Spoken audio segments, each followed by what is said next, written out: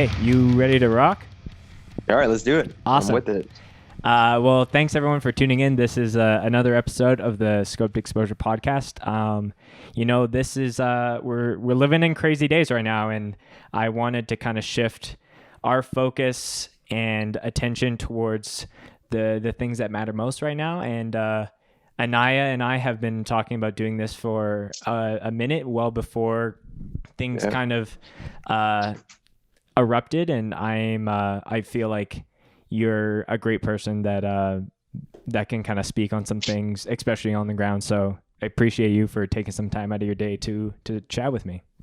Yeah, absolutely.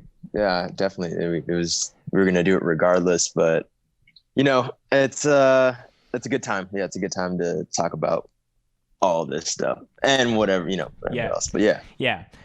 So thank you for having me, man. Oh, of course. Do you want to just give a quick, these are the bands that I'm a part of. This is how I'd be best known in hardcore, and your name, obviously. Yeah.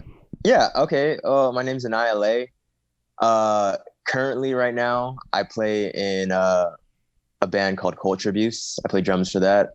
I play drums for a band called Dare, and I sing for a band called ZULU. Mm-hmm. And I think right about now, that's about all I could take. Yeah. Because I've been in a billion bands at a certain point, and I've been in a few bands at a certain point. Right now, it's good. Yeah.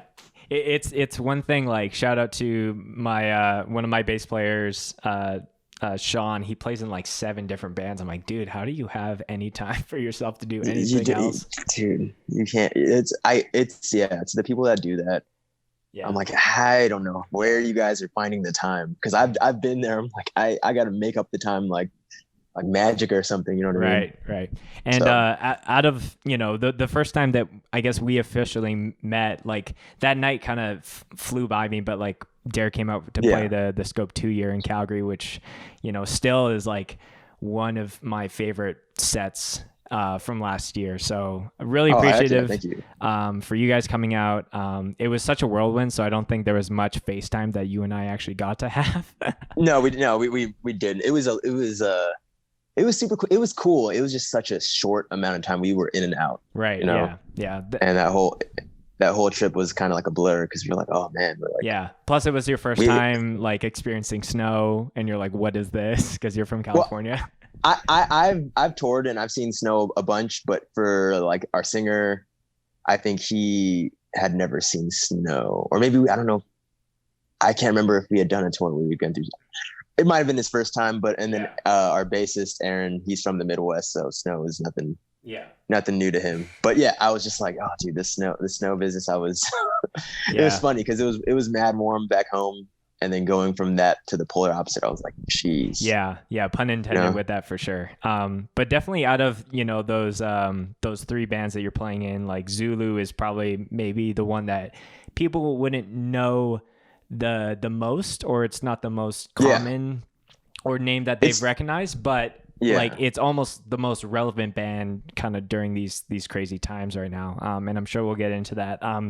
Right, for sure. But can you kind of start us off? I always like to get a proper intro for people. And cool. I feel like, and especially with this podcast, I want to really understand the context of how you got into music, and like kind of how you got into playing drums, and then some of the undertones of like what's happening in this world, and how your upbringing kind of affected that. So can you kind of take us back to the early days when you were getting into music, and how that impacted you growing up?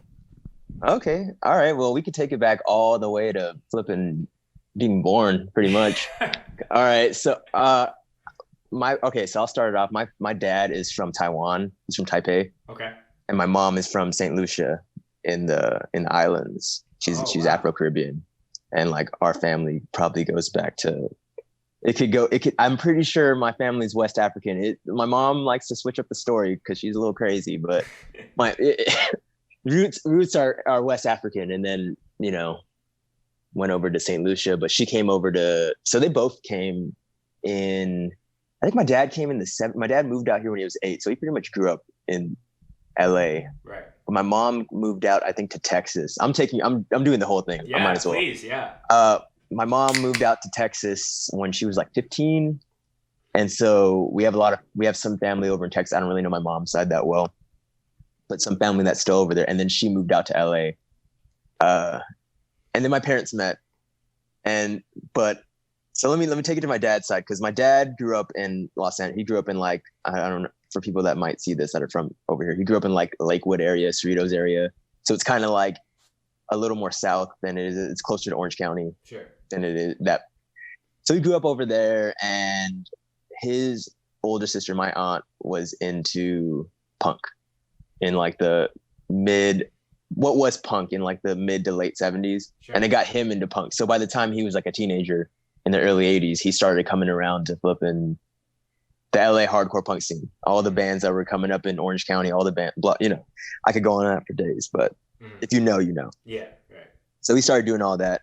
He got involved with Golden Voice, who at the time was putting on hardcore punk shows, and they put on hardcore punk shows, rock shows, post-punk, whatever, the whole nine. So he did that, and then slowly went into getting into like dancehall and reggae into the late 80s, after like the hardcore punk scene over in the West Coast kind of died down. Right. Obviously, we know what it became after that. All the East Coast bands that came up, like the Youth of Today's and the Gorilla Biscuits. But by that time, my dad was out of it, so I didn't really get to get properly exposed to that. Sure. Growing up, I was aware of bands like the Circle Jerks and Adolescents and TSOL, so I grew up listening to that stuff. But anyways, he meets my mom in Los Angeles.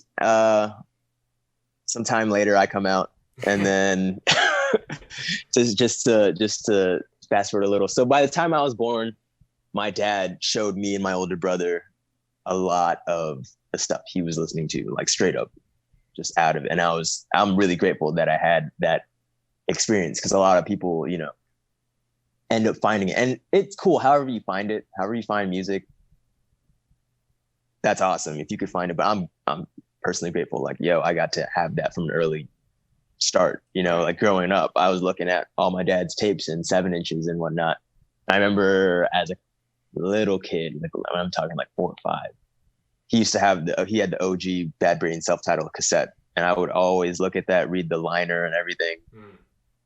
And that was like listening to that record, and to this day it's still one of my favorite albums. Like ever since I can remember, that's been one of my favorite punk rock, hardcore punk records. Yeah. So that's how that happened. And I don't know what made me want to play drums. I think I always liked the idea of drumming. I remember I used to have a little electronic drum kit at like 5 or 6. Cool. And it was like this toy ones you get at like, at a Toys R Us, whatever. And you had a little microphone and you could sing into it at the same time. And my older brother liked to play bass. So we would jam out together. We would jam out all the time. And yeah, I remember, and we would not make our own music, but we would make medleys out of bands that already existed. I remember it was the 3rd grade. He was like 3 years older than me, and I was in the 3rd grade, 3rd or 2nd. And we made like the stupidest melody. It was like a medley of like, it was like the Misfits and like like Green Day, and I want to say some, like, it was like a couple different songs that we liked. Right. We performed it at our talent show or whatever. And so early on, I was already like, this is like something, playing music was kind of inevitable for the both of us. Right. Especially growing up the way, we grew up in between listening to like hardcore punk. And, you would show us classic rock, all the cool music that you could listen to, we got exposed to. And then on top of that, like our folks played a lot of reggae. Right. A lot of reggae, a lot of dancehall, a lot of that growing up. So yeah. And oldies too, Yeah, I've heard it from so many people like who have these like not like large music careers, but they're so invested because it was so encouraged at such a young age. Like whether their parents played in bands growing up and did tours, like they just kind of get it. While, I didn't necessarily, like, I'm personally jealous of that because like I grew up with like, like my mom sang in church and stuff like that, but nothing to the degree of like understanding that on Saturdays I wanted to go to a show and see my friends punch each other. So Right. And that's, I always, it's crazy because to a lot of people, like not a lot of normal people, that's such a foreign concept. for sure. People would be like, why would you want to go and do that? Why? And I guess, growing up, I never had that mindset because it was like, yo, go out and do music, go to shows, this is something that we did growing up. So I'm like, then I remember, I'm like, yo, so why do my friends' parents don't, well, this is like, as an early kid, I'm like, why do they not like it? Yeah. And I'm like, oh wait, it is kind of gnarly when you think about it. When you step back in retrospect, you're like, oh, people jumping off stages and yeah, well, especially especially in the States where you guys have like like up here in Canada, I feel spoiled to have like free healthcare, but like it's one thing if you go to a show down in LA or wherever you are in the States and God forbid something happens and you get slapped with a big hospital bill. Yeah, exactly. But it's the name of the game. It comes with it. You know what I mean? Yeah. But that's where I think about, I'm like, yo, for people that live in small towns, like that must be so frustrating for their folks to see that. But screw it, they're gonna do it anyways. You know what I mean? Yeah. Like they're gonna go out, and whether they like it or not, that's just how it is. Yeah. So yeah, and I appreciate you kind of like bringing us through that, like from the womb to kind of where you are as far as like where you grew up. Some of the origins of music in your family and your upbringing. So I feel like that was super important. Absolutely. I want to fast forward a little bit. I know so we were mentioning earlier the band ZULU that came out actually pretty quickly after you guys played that Scope 2 year. That was like, early October that started to kind of, you were releasing the album art. So can you talk about that band? As far as I know, that's kind of like your, solo project in a way or at least the origins of it were, as far as you writing all the lyrics, doing the vocals, doing the drums, the instruments. So talk to me about the origins of that and the why behind why you wanted to do that, 8-minute EP. Yeah. Okay. So, I guess this starts off with I'll go back. I've played drums almost in every band that I've been in, pretty much. And I've always wanted to do a band where I fronted it. And so I remember before the idea of ZULU started, I did want to do a band, and it had a couple of different evolutions where it started with, it was going to be a vegan straight edge band. And that didn't end up happening. And then it was going to be another thing, and it didn't end up happening. It wasn't until where I was like, all right, and this was a couple of years ago before it even happened. I'm like, we're trying to get it going. It's not really working. Can't find the people to be in it. And then I've always had that idea, like I'm sure there's a lot of people that I wanted to do an all black punk rock band, That's been I want to do that for a minute. And I remember a friend of mine that was at work with me, he had mentioned about starting a band like that. And I was like, that would be sick, man. We just got to find the people. And this is like a couple of years ago by now, where I was like, yeah, that'd be awesome. I've always thought about that, but I was like, I would love to actually do it. And I'm like, what's stopping me from doing it other than, nothing was stopping me really. There was nothing I was like, all right, so let me try to find people in my area that I can get together that I knew that played music. And I did, for the most part. I found a couple people. It was hard. I'm not gonna lie. It was hard finding black musicians that can play punk rock. It shouldn't be at all. But at least on the West Coast, it was not the easiest thing to get a lineup together. So I got some people together at first. The original ZULU lineup was me. It was Spencer, who plays in Trash Talk. Mm-hmm. He was playing bass, and then I had Braxton Marcellos, who plays in a billion bands. Everyone knows Braxton, so I'm not even gonna try to. Right. So he was playing guitar, and then I had James, who does vocals in that band Coolside. Oh, okay. And he plays drums for Step for Change. He was on drums. Cool. That was the original lineup, and then Spencer had a kid, so he couldn't do it. Right. Reasonably, I'm not gonna be like, yo, try to start this band up with me, you know. Yeah. Before I go on, so I was like, you know what? What's a cool genre that would be?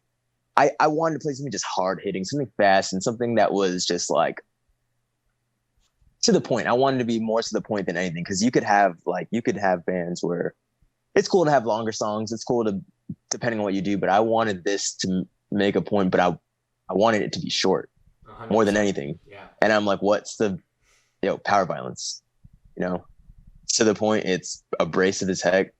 And that's how my mind works in writing music, So I was like, perfect. This will be dope. And so through time, then we ended up getting Rob Watson. He's played in a couple bands too. He's from the East Coast. He lives out here now. And again, members it doesn't work out. Like they can't put it in their schedule. I'm like, all right, that's reasonable. I'm not going to force anyone that can't do it. So yeah, same thing with James, same thing with Rob, but love those fools still. Don't get me wrong. Right. But I'm like, all right, you guys, it's whatever. So to me, the show must still go on. Braxton's still in it. And I'm like, all right, Braxton, let me take some time and like, we'll figure this out soon, because obviously, and I'm still playing in these other bands. And right. Yeah. I think this is right before, this happened way before I joined Culture Abuse, and I was still in Dare playing, we're touring and stuff. I'm like, all right, I'm going to figure this out when I get the time. So over like a year and a half or so, I just started writing at home on guitar, and I'm not much of a guitarist. So it took a while to write the songs. It took a while. I was like, what works, what doesn't? And I didn't tell anybody about it either. Right. I kept it under wraps. I told everyone like that at the time. I'm like, yo, we're doing something, but just keep this under wraps, because I want to just drop it and have it be when it's out, it's out. Mm-hmm. Yeah. So while I'm working on it by myself, it's like I said, it took about a year to write all those songs. And mind you, I'm also touring and stuff. So this is like when I'm home, right, and I'm not at work. This is what I'm doing, So I got the songs together. And I think the lyrics took longer than anything, because I'm not a lyricist as well. And so writing lyrics to me was like, it's not the easiest thing. It doesn't come second nature. But I did want to write. I knew what I wanted to write about. I wanted to write about the everyday life, my everyday life, and the everyday life of other Black people that live in this country, that live in this world. But in this country, it's a whole different. It's a different beast. Yeah. And if obviously you can see it right now, you can see it on the news how it is, and the fact that everything's going on is because of the treatment of Black people in this country. So I wanted that first release. It took me a while to try to figure out like what I want to talk about, because there's so many things, like, there's a million things I could go on about, but it's the craziest thing is that there's all this information, all this stuff that I want to discuss, but you only get like 30 seconds or something in a song to make, to talk about it. So I'm like, all right, you got to really make your words count on what you're saying. So I start getting it together, and eventually I finished the songs, I finished the lyrics, and it took me like months of just revising, just being like, yo, I want to make sure I don't sound like an idiot. And I want to be like, I want it to sound good, but I wasn't showing it to anyone really. So it was all in my head more than anything. I was like, all right, I'm just gonna, going, just like any artist, going in the back and forth of, is it gonna sound good? Are people gonna like it? Right. But then the other side of me being like, yo, I'm gonna put it out regardless whether people like it or not. For sure. And more than anything, it's not even about the music; it's about the message. Right. So I get the concept together, the artwork. A friend of mine referred me to this artist, and she's from the East Coast, but she was studying in South Africa at the time. And I wanted all this to come from Black folks. I wanted it to be, these are Black voices, Black artists that are helping put this together. You know what I mean? On top of my music, like, yeah. So I hit her up, and she's an amazing painter. Her name's Savannah, and I'll send you links and stuff. Hopefully, like, what's her handle? Just so you can kind of shout it out here. I can't remember her handle off the top of my head, but because I don't think it's her name, Oh, but I see. Well, yeah, I'll definitely include that yeah, yes, once we kind of please. wrap up. But yeah. Absolutely, yeah. So, but um, I got put in contact with her, and I gave her the idea of what I wanted for the cover. By now, I think I was just about getting ready to record it, but I had that the idea. I wanted it kind of collage style, kind of like not collage style. I wanted it like where A it lot of was different a things lot of different to, things going on. yeah, Yeah, and you can yeah, see on the cover, there's a lot of stuff going on. yeah. Uh, and that is kind of like a visual representation of how it is for Black folks, because Yeah, that's interesting. you can see people protesting, you see police violence in that, but then on the other side, you see kids playing hopscotch and stuff. I'm like, yo, that's how it kind of is. It's crazy because we have all this stuff happening, but even still, we find ways to live our everyday life, you know. And Wow. so it's a lot. The cover's a lot deeper than at first. I mean, at first glance, there's so much going on. I don't know how people interpret it, but for me, I was like, wow, it shows the chaos of living a Black life, Yeah. being Black and living, and how it is. So Yeah. there's like a fool doing graffiti, and it's so much going on. But it's yeah. And I explained to her, I didn't even like say I want it to look like this. I just gave the concept of the record. I gave the concept of the idea. The only thing I said was I like Hey Arnold, and I love the colors. Yeah. I love the colors that are portrayed on the show because it's warm colors, but it's also really dark. Yeah. If you anyone that watched it, it's really like it sets a mood, you know? Yeah. And I was like, I like that, and I like the way that looks, and I would love the vibe of that. And she hooked it up with that.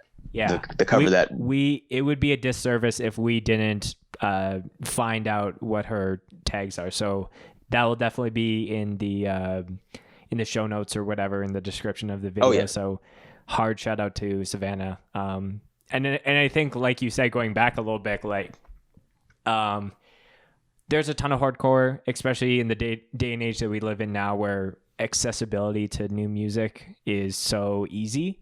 And I think bands who have lyrics that actually talk about the issues, that actually talk about real shit, always shine a lot brighter than bands who just want to write diss tracks or, you know, joke bands or anything like that. So I remember when you dropped that, and, you know, I went like, if there's any bands who are listening now and they don't have their lyrics on their band camps or whatever, like, you're doing yourselves a disservice in a sense, because what's up with that?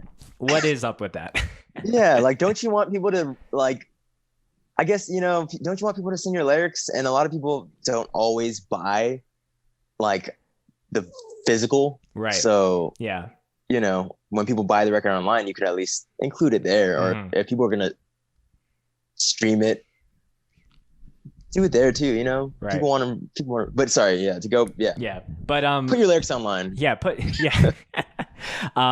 know, I you know, today I was like listening to you know, the album, and the EP is called Our Day Will Come, and you know, is there any lyrics off the top of your head that, you know, you wrote this in, you know, October, or maybe you wrote it earlier, but it came out then, and, you know, the struggles that Black people or people of color in general have been, you know, experiencing, you know, it's been for hundreds and hundreds of years. So these feelings and the ideas have always been prevalent. But is there any lyrics that you wrote down that you're looking back, you know, in the last week, and you've been like, wow, like this rings like so true, like to this very, you know, moment that we're all in there right now? Any lyrics that I wrote, I think all of them. Yeah. I don't think there's one lyric that stands out. I guess the concept of the first song, We've Only Just Begun, I can't remember the line. I'm gonna sound like such a toy if I don't know my own lyrics. Gosh, what's the second verse is I know it's hard. Is that Yeah, I know it's hard, but dry your eyes, we've just begun, can't give up. That's literally what's going, like, that alone right now. Yeah. That line was just about living. That whole song is about living. It's it's tough living out every day, Mm-hmm. being a Black person. So that's where it's like, that's what that lines of that whole section is just, it's really tough, but this is just the beginning. Every day is a new beginning. Mm-hmm. So that's like, we've just begun. That's the start of a new day. You know what I mean? Yeah. Every day we've just begun to, cause you never know what's going to happen. When you go outside your house, you could and shoot. it's crazy because, like, you know, looking at that, and if you're thinking about all the protesting and the riots, it's like, you know, I've seen I've seen so much shit over the last week, but like seeing so many people being like, I'm tired, and you know, like, you know, reading that, it's like, you know, dry your eyes, like whether, you know, you have pepper spray or, you know, bullets or anything like that, like it's now crazy you could on how the relevancy can transport you in a way. So because now and that has a whole new, that could have a whole, like you said, that could have a whole new meaning to that. Because it's but that, and if there's any other song, obviously the last song is about police brutality, the last song is about police violence, everything, you know, all that. The fourth song, it is 5 songs. I'm bugging out. It's 5 songs. The fourth song, Watch Me from the Sideline, it's just about people. Like, there's a lot of people right now that are literally, that aren't doing anything, that haven't said anything about it, that haven't actually spoke up when they should be. People that claim to care, you know what I mean? Right. And so that song, what is the lyrics are, you lie, you don't care, we're killed every day, you stand by silently. I'm pretty sure that's the lyrics. Mm-hmm. That's, if it's so obvious what I'm saying. I'm not, like, real quick about with the Zulu lyrics and stuff. I wasn't trying to be poetic. Right. I'm not trying to be like a genius. I'm not a genius when it comes to lyricism. I'm if anything, I'm just trying to be upfront and like, this is as real as it comes. Right. Like, and that's, I didn't want to sound like I didn't talk, if that makes sense. Like, I want to sound like me.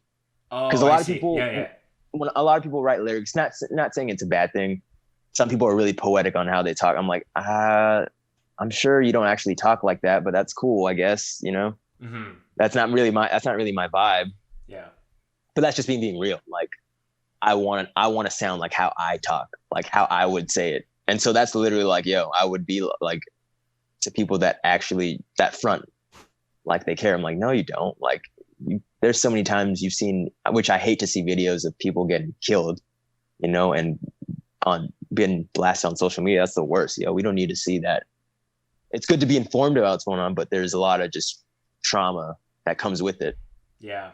So a lot of people that a lot of people are desensitized by that, but myself included, which sucks, you know, which I shouldn't be desensitized to people getting killed and seeing that stuff. But there's a lot of people that just see it and like, they don't care. They don't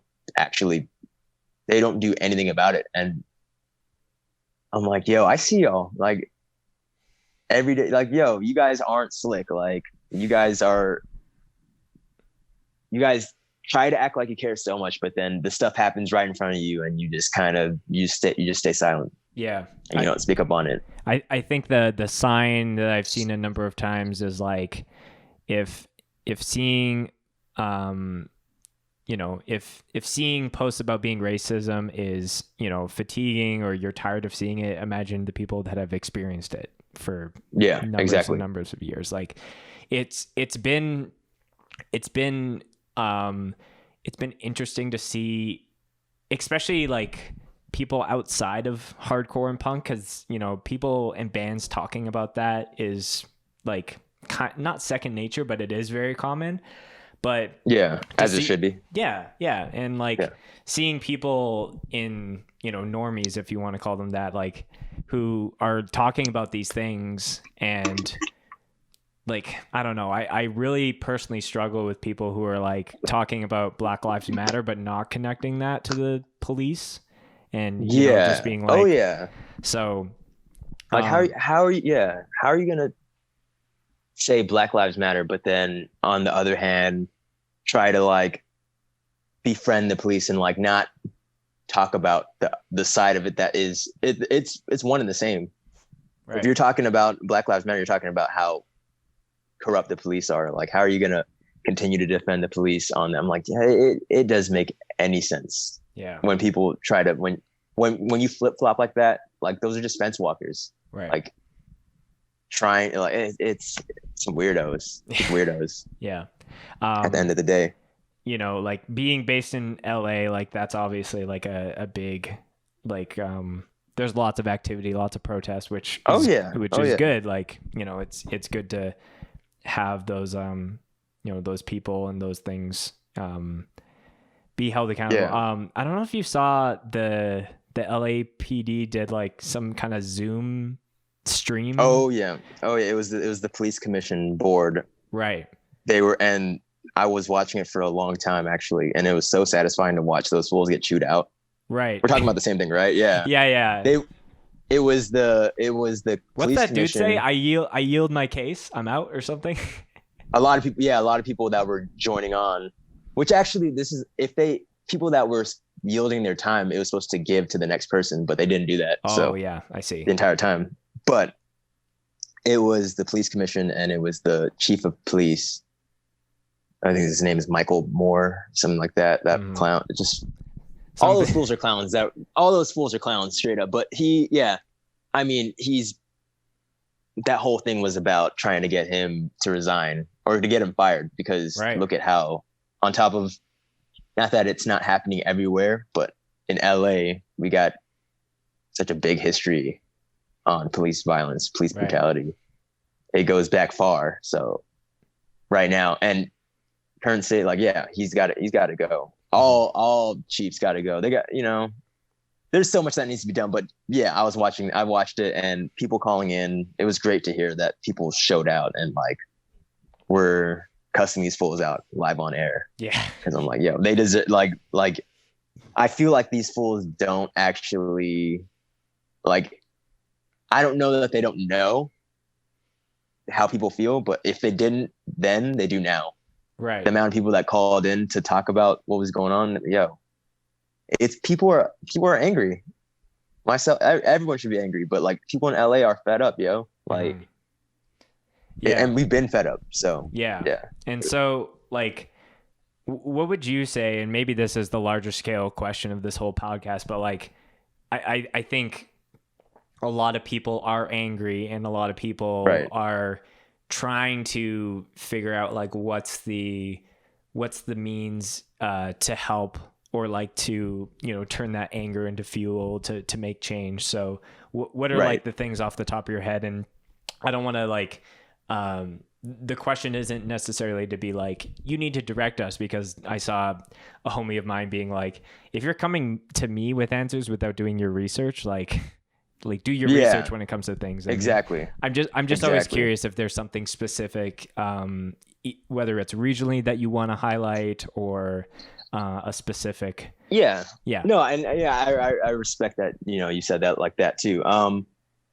There's a lot of things that could be done, and I guess a lot of people overlook this, but like talking to your families, talking to your friends that don't, maybe they're not even your friends, but talking to people, having that conversation about what's going on. Because there's a lot of people that are seriously misinformed. People that live in, maybe they live in a small town, maybe they don't, maybe they live in a big city, but there's a lot of people that straight up are ignorant to the fact that this stuff happens every day. A lot of people just are blinded by the news. And we all know you don't trust the news. You don't trust you don't trust Fox. You don't trust that stuff. It's all fake news. So something that people can do, that anyone can do, you know, talk to your family, talk to your friends, or talk to your peers or whatever. Maybe you go to school and there's people at school that, you know, you might run into someone that's like, oh, I don't think all police are bad, you know, this and that. Like right there, you could change someone's opinion by just having a conversation. Maybe you can't. but at least that's where the effort comes in. Like that's one way to do it. Right. And especially the older generation, those are the fools that are still around. You got to be like, yo, like, understand that I don't know why people are that ignorant, but trying to change their opinions, that's something that we all can do. Yeah. That's what's going to really help is when everyone's on board. Because if not everyone's on board, then you're just going to have people fighting each other on. And you see it, you know, it's easier to see online because with social media, you could look through comments for days and like see how ignorant people are fighting each other in the comment section. Like, yo, if everyone was on board with, and if everyone knew, that's the start. That's a big start, you know, having those uncomfortable conversations. Yeah. It's not easy to address your, like, you know, kind of like grandma who's like a little too leaning in one direction to be like, hey, I know like you've believed this your whole life, but you know, I think I saw something where it was like, it was just a video of these like two kids, you know, I think they were like between 4 and 8 or something. And, you know, one's white, one's black. And they're just like, they run at each other and give themselves a hug. Oh, yeah. So like racism is taught. So in theory, it can be untaught. But obviously, like if you 100%. Have seeds planted in your mind of when you look at someone and you think a certain way, like those, you know, if you ever pulled out it's like summer here. So like we're doing a lot of gardening and there's like some deep weeds that we as a society really need to look in the mirror and pull those out and pull out the weeds of, you know, our people in our families and our work circles and things like that. Yeah. Absolutely. And that's where it all starts. That's what helps the most. And that's what everyone can do. Mm-hmm. That's not just like, if you're unable to go and protest, or if you don't have the ability, if you don't have the resources to inform people online or post about it, those few things really go a long way. You know what I mean? Yeah. And that's what the next generation of kids need to know. And they need to be taught it too. They need to be taught what's happened in history, where they are, like where we are right now. Yeah. Like literally we're being on stolen land, and that's not properly taught in schools. Right. You know what I mean? That alone says a lot. Like, you know, growing up in school, they like briefly touch on the civil rights movement, and they briefly touch on all that stuff. They don't even talk about the fact that we're on stolen land. They don't talk about any of that stuff. You know what I mean? Yeah. Those things need to be taught, you know, that's another thing that can be done is actually trying to get it into our school system. Like this needs to be in the curricular. Yeah. The curriculum. Oh, that's not the right word. But yeah, we're on the same page. You know what I mean? Yeah. Yeah. Screw all that.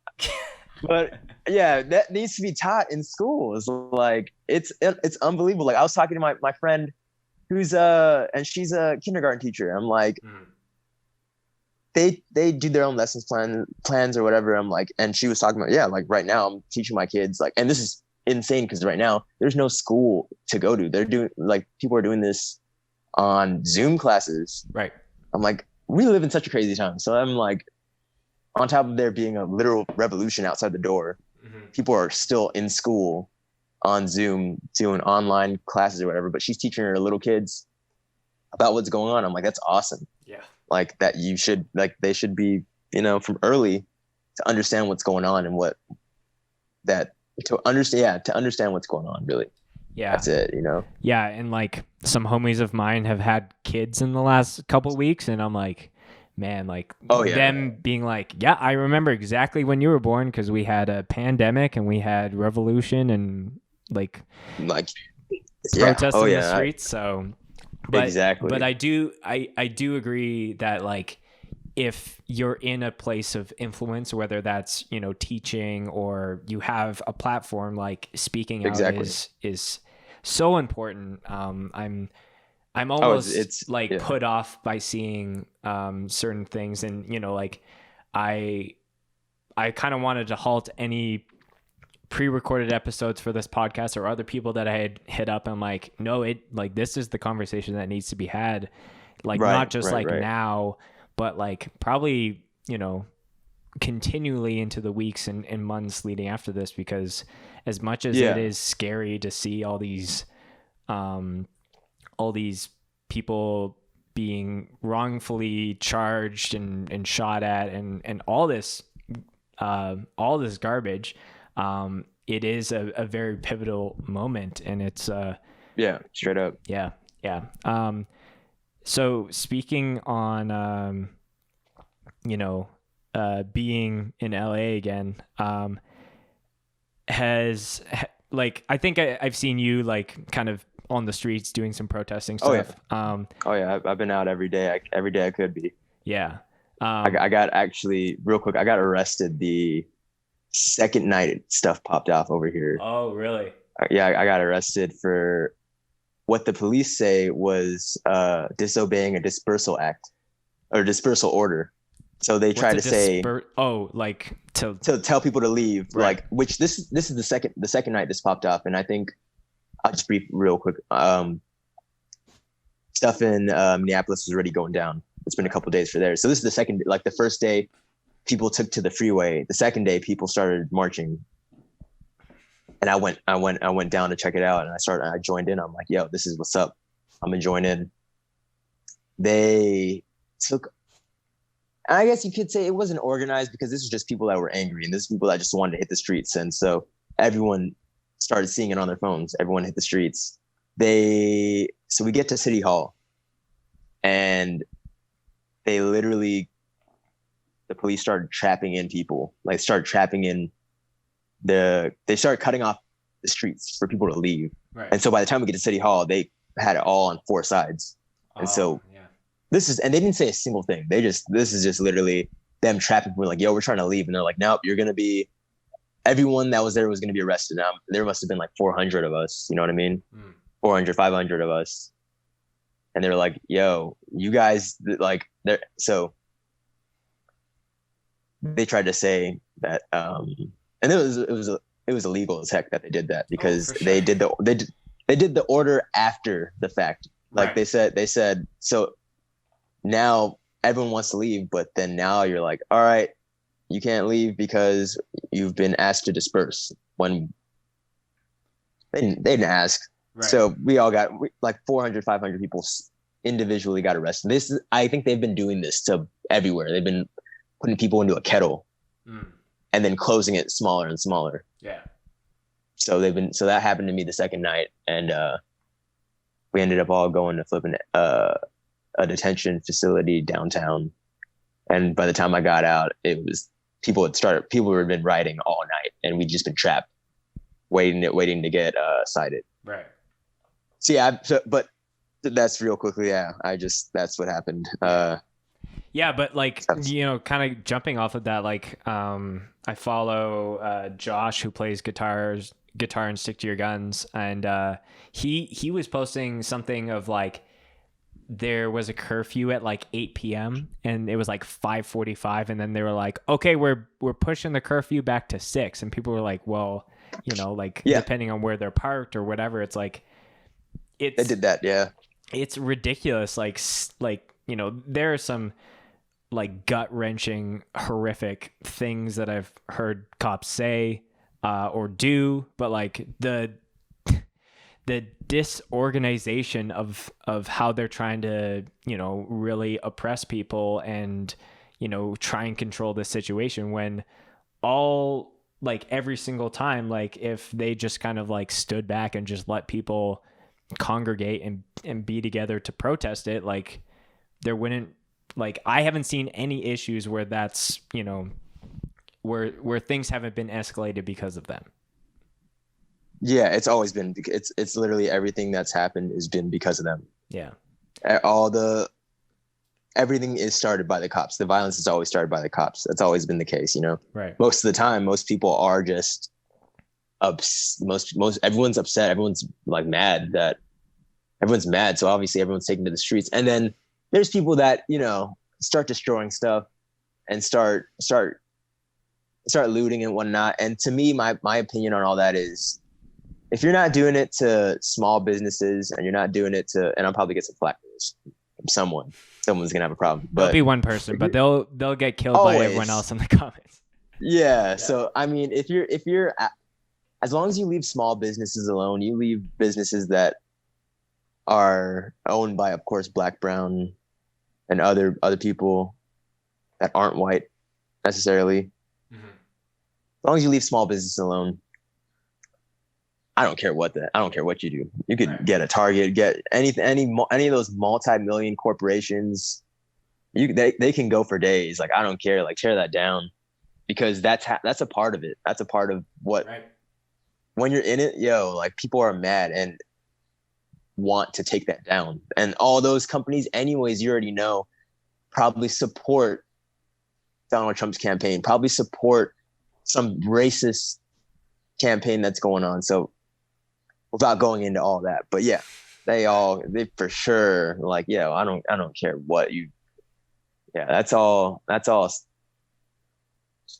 It can go. Yeah. It can go. So, but people that trip on that, I'm like, you're really going to trip on that when we're getting killed out here? Yeah. Like, really shows what you value more, For sure. But yeah, that's, On the topic of small businesses, I think I saw a clip where, there were some, and it's always kind of up to like who are the actual people who are like looting per se? Is it white right. people? Because like they might not have, like it's a bit different when it's like someone who's white versus someone who's black. Yeah. It is, and there's so many videos out there you can see, but I've seen it firsthand. I've been on the streets seeing fools get it.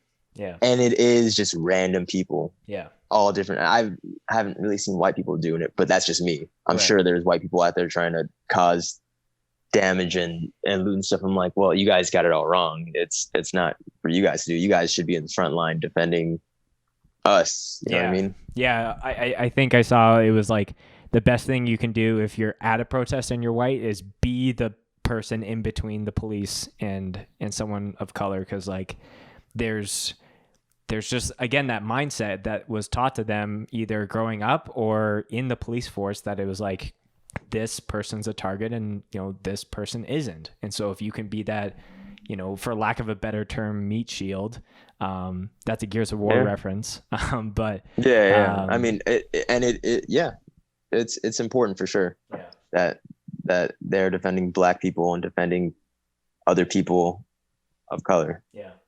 That's important.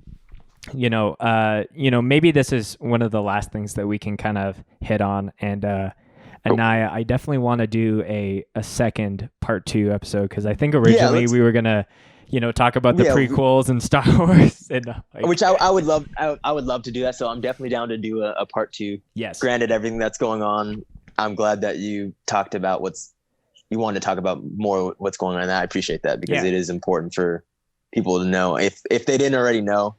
Yeah. It would just be a little disingenuous if we were just nerding over the pod race scene and Phantom Menace versus... Oh, yeah. We could. I'm 100% down to do all that. And at a later date, let's get it for sure. So if you want to hear that, make sure you're subscribed to the podcast. But, the maybe the last thing that we can kind of end on, because we alluded to this in a way where there are maybe people who have had opened their eyes a little bit more to the police brutality in this world and things like that. And the common thing is like, oh, it's a few bad apples, or there's like, oh, here's a Forbes article of like, cops kneeling and like doing stuff like that. Like, all that nonsense. Yeah. Yeah. So obviously if there's going to be a majority of people who are watching or listening who have seen, there have been police who are like kneeling, and then as soon as the media is gone, then they're beating the shit out of everyone. So I guess like from your perspective as someone who is Black and has been like on the front line, so to speak, like what is maybe the thing that you would say to kind of pull that person over to give them the true perspective of, the true nature of that scenario? I think at this point I'm very I'm very direct about everything that's going on. So to those few people that I was about to call them fools, but to those few people that think the police are your friends or anything like that, they clearly got to do some more research on. They got to do some. I don't know how much more research you can do. It's so obvious how bad they are, and how disrespectful that is to see a cop kneel down with protesters when in like literally in a couple hours from then they're gonna be, like you said, they're gonna be smashing people. They're gonna be beating fools. Like, it's just so disrespectful. Like, how are you gonna I don't know how much I don't know what I would be able to say to someone, because I would be more angry and I'd be a little bit more heated than to be like, yo, like, you like if you can't see it now, if you can't see like and understand how disrespectful that is, then you never are gonna. So I don't know what I could really say to change someone's mind. Yeah. That they haven't already seen. You know what I mean?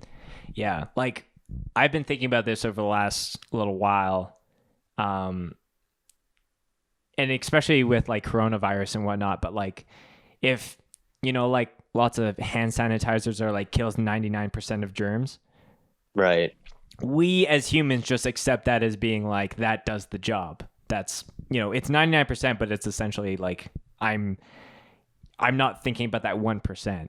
So right. How in my mind, I apply that equation to like police brutality. If 99% of cops are, oppressing, racially profiling, and killing Black Americans, Canadians, whatever it is, and there's 1% of cops who are cops for the right reasons and stuff, it still is like all cops systematically have that mindset. And straight up. And I'm just like, when those people say that stuff, I'm like, I don't think you get it, because you're right. They support a system that's based on racism and hate. They are literally, their jobs are to enforce that exact thing, whether they want to accept that as a reality or not. That's the truth. And you could see it every day. You could see it literally. Maybe some people don't see it every day, but you're able to see it online. If you live in a small town where you're white and the cops love you, you could go online and see a video of what it's like to be Black and see them getting beat for no reason. That's their jobs, is to spread hate, and they support that racist system. So there is no, how are you gonna say there's a good cop if you're a cop and that's what your job is to do? That's not good. And this is me just kind of breaking it down to be like, it's just not good. Right. You know what I mean? So that literally means there are no good cops. So to those few people that become cops thinking they're going to change the system or they're going to try to do good from the inside, I'm like, you're wasting your time. Right. Like, you're wasting your time and you're just getting brainwashed. Yeah. They're going to get brainwashed within that circle, but you're not going to change anything from inside. Yeah. Like people. Yeah. Yeah. It's like, I've seen a lot of people who, like, I think the Western world or Hollywood or whatever you want to call it, like, there are a lot of things growing up that kind of like glorify police work as being this super noble thing and things like that. Yeah. And I've heard, like, going to school, like, people are like, yeah, I want to be a cop because I want to, protect my community and things like that. But like, and I know this isn't like me being 27 and bitter or anything like that. Like, it's not the reality that it's portrayed. So yeah.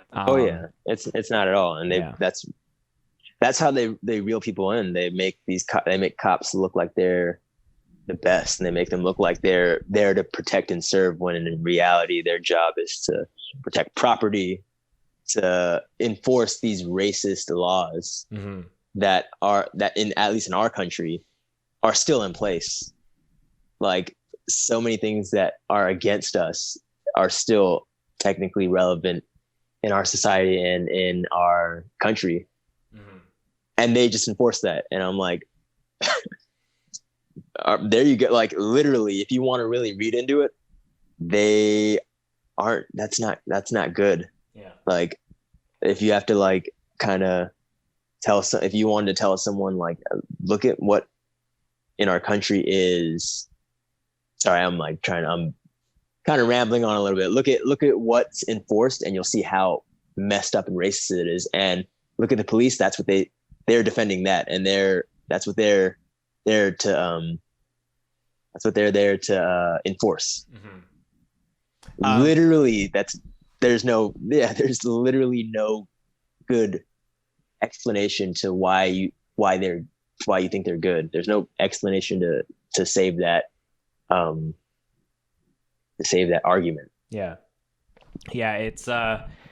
It's truly a pivotal time for people, especially who do wear a badge. Like I have seen a couple, and this gives me a little bit of hope that seeing a couple people who are like, yep, I resigned today. I'm not putting my riot gear on anymore. Like I'm finding a new profession. And like, I think that's, it takes a lot of courage for someone to do that. Like if their whole life, they're like, I'm going to be a cop, I'm going to do these things. And then they realize like, if some people like take a look around and be like, what am I actually doing here? And I've seen, and the system doesn't want that humanistic aspect. Like I've seen videos of like cops like standing in the line and one's crying, and then one of the guys is like, okay, this guy's like unstable to do the job, so they like remove him, and who knows where he is.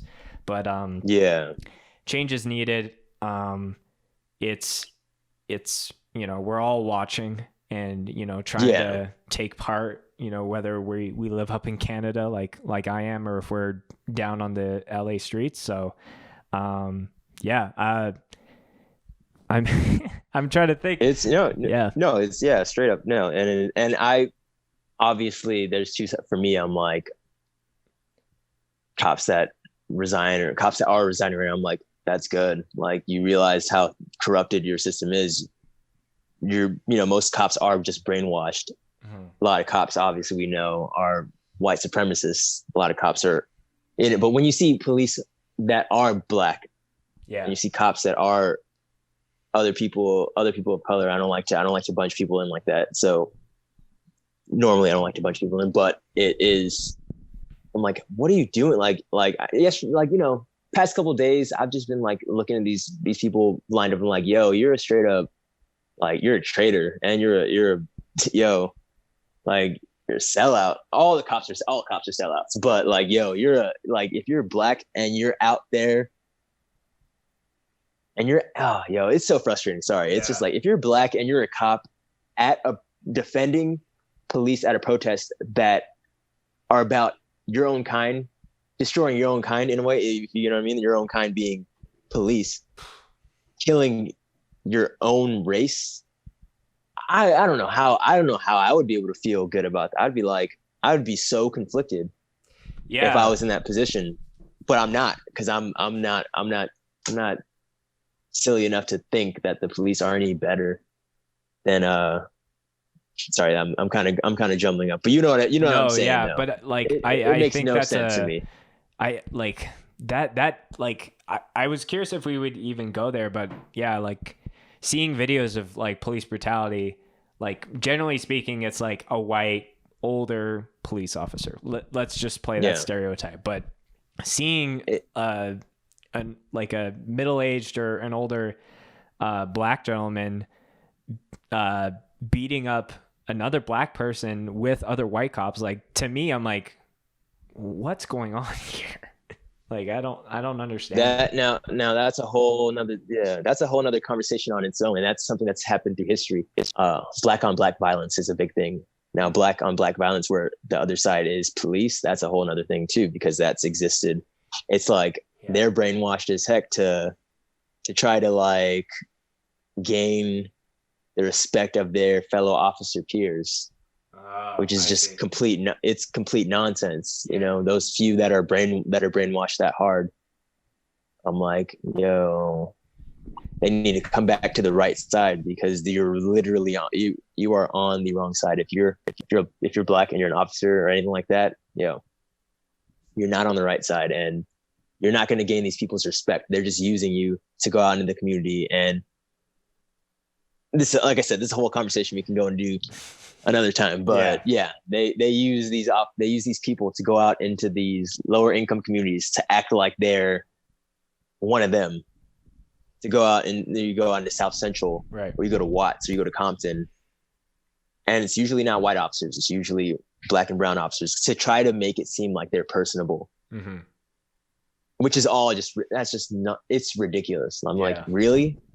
Like it's so disrespectful, because I'm like, yesterday I was driving through South Central dropping off the homie, and they have billboards with police officers talking about join the force, and it's a black officer. I'm like, that's the most twisted thing in your own community. Like, that's so twisted to try to brainwash people. I'm like, I see through that. I'm not getting fooled by that nonsense, right. You know? Yeah.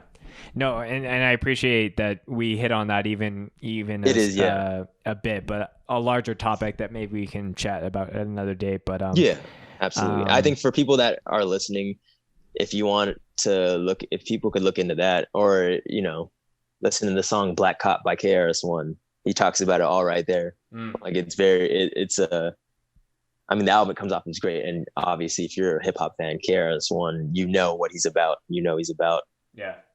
He's really political, but that song right there talks a lot about what I would like to go further into, but it's so much to even think about right now with everything happening. So yeah. Well, Anaiah, this has been a beautiful hour of conversation around the Black Lives community and the movement and the revolution. I appreciate your time. I appreciate your perspective, your thoughts. Heck yeah. Thank you. Thank you for having me. Thank you. Of course. I was trying to talk about this too. I was trying to think about normally what we do to kind of end or bookend these podcasts is a favorite mosh story, but that feels a little out of context, I guess. So a favorite what? Sorry. A favorite mosh story, but you know, because we talked very little about hardcore, and I want to keep everything kind of packaged all together. Is there any black businesses, bands, songs, educational pieces that you want to shout out to kind of, you know, I feel like that's more appropriate versus being like, I punched this dude in the face once and it was sick. Right. Wow. There's so many businesses over here in LA. I couldn't even begin to say all the names. So I'll just say I'll be posting about it. Right. The next coming weeks. There's lots of restaurants, lots of businesses. In terms of bands, there's so many different bands. There's bands like there's the homies in Playtime from Atlanta. Shout out to them. Shout out to the homie Bree and Buggin from Chicago. Shoot, this is such a big list of black musicians and black people in hardcore too. I'll just keep it. Shout out to Move, Boston Hardcore. Shoot, shout out to Jesus Peace. They're always representing. Love those fools. There's so many. Yeah. I'm gonna have to get back to you on that on the next one. Yeah, I have a whole list for you of people that I can shout out. Yeah, and maybe it'll be more like Star Wars related shout outs. But anyways, yeah, for sure. I'm excited for that podcast once we actually do that one. Yeah, well. Same. And I'll leave it at this. And this is a good example. And I saw a post about it the other day, which I reposted. And this is pretty relevant. You think Star Wars, and you think about the Empire, and you think about why are rebels fighting against the Empire? Because they recognize that it's a corrupt system, and they will stop at nothing. And the post that I saw talked